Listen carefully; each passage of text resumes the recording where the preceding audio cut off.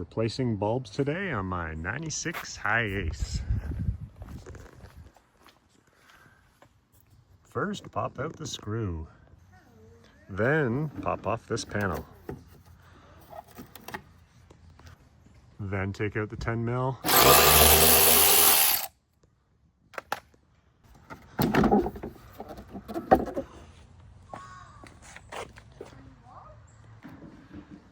And disconnect the leads and pull it out.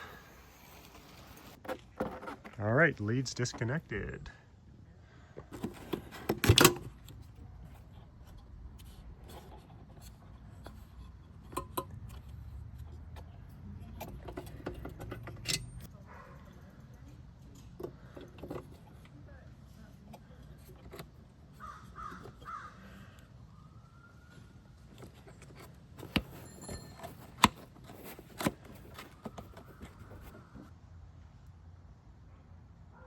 Now just reconnect all the leads. These are the original ones.